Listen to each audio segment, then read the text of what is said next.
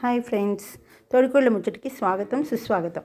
ఈరోజు మనం మంచి గుమ్మడికాయతో హల్వా ఎలా తయారు చేయాలో చూద్దామండి.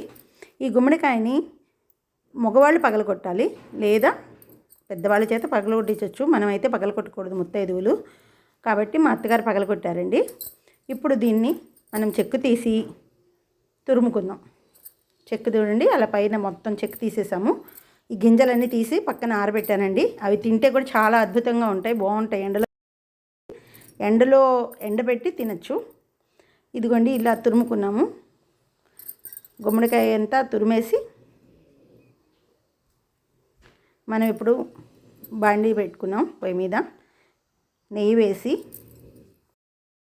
బాండీలో నెయ్యి వేసుకున్నాం. నెయ్యి వేసి జీడిపప్పు, బాదం పప్పు, పిస్తా పప్పు మన దగ్గర ఏవి ఉంటే అవండి. ఇది అనేం కాదు, జీడిపప్పు, బాదం పప్పు, కొంచెం పిస్తా పప్పు కూడా ఉన్నాయి, అవి కూడా వేసాను. అవన్నీ నేతిలో వేయించుకుందాం.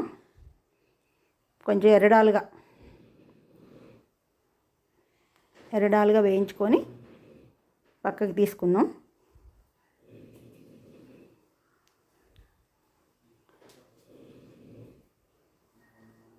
మరీ మాడకుండా చూసుకోవాలండి, కొంచెం ఎర్రడాలుగా వస్తే చాలు వాటిని.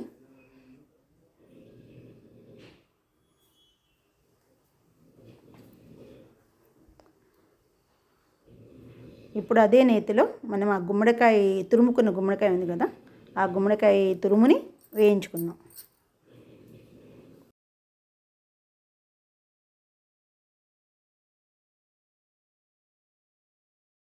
గుమ్మడికాయ తురుముని నేతిలో వేయించుదామండి.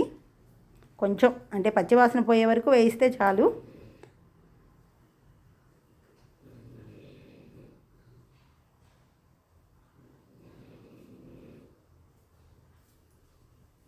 కొంచెం ఎక్కువే తీసుకున్నాను నేను. ఇంట్లో అందరూ పిల్లలు, మా అక్క వాళ్ళు అందరూ ఉన్నారు, అందువల్ల కొంచెం ఎక్కువ గుమ్మడికాయనే తీసుకున్నాను. పెద్ద గుమ్మడికాయ తీసుకొని తురిమాము కాబట్టి ఎక్కువ వచ్చింది. అది బాగా ఒకసారి అలా వేయించిన తర్వాత దాంట్లో బెల్లం వేసేసాను. 3 కప్పుల గుమ్మడికాయ తురుముకి 2 కప్పుల బెల్లం తీసుకున్నానండి నేను. 1.5 కప్పు అయితే సరిపోతుంది, కానీ 2 కప్పులు మాత్రం తీసుకున్నాను. ఎందుకంటే మా వాళ్ళు స్వీట్ ఎక్కువ తింటారు, అందుకని కొంచెం ఎక్కువే వేసాను.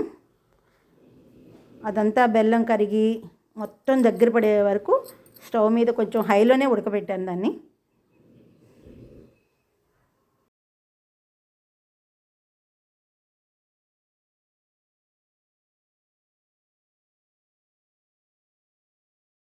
కొంచెం దగ్గర పడుతూ ఉందండి. ఇప్పుడు మనం యాలకులు కొట్టి వేసుకుందాము.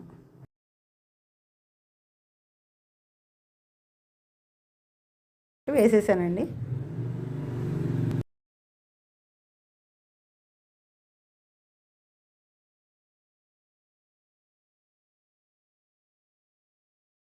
యాలకుల పొడి వేసుకుని ఒక 5 నిమిషాలు ఉడికిన తర్వాత అదంతా దగ్గర పడిపోయింది, చూసారు కదా.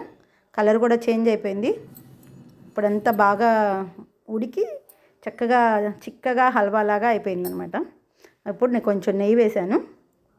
ఎక్కువ నెయ్యి కూడా పట్టలేదండి, కొంచెం ఒక 5 or 6 స్పూన్స్ అంతే, అంతకంటే ఎక్కువైతే పట్టలేదు. చాలా టేస్టీగా కుదిరిందండి, బాగా అసలు చూడంగానే తినాలనిపించేట్లుగా కుదిరింది.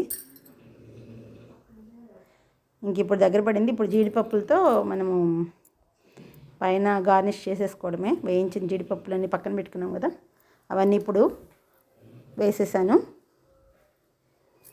ఇప్పుడు ఇంకా మనకి అంతా బాండీని వదిలేసింది, దగ్గర పడిపోయింది. మనం ఇప్పుడు గిన్నెలోకి తీసుకొని సర్వ్ చేసుకోవడమేను.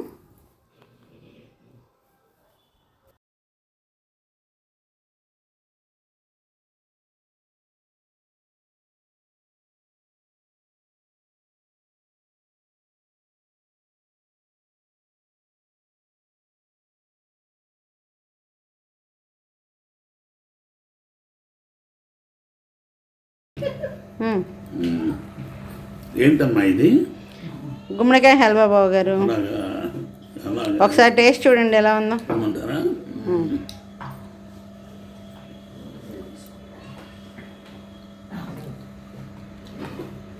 అద్భుతం. ఎప్పుడు చూడాలి. స్వీట్ సరిపోయిందా? చాలా బాగుంది. స్వీట్ బాగిపోయింది. Dry fruits. గుమ్మడికాయ నేను ఫస్ట్ టైం నా లైఫ్లో ఇలా గుమ్మడికాయ మంచి గుమ్మడికాయ హల్వా. అవునా?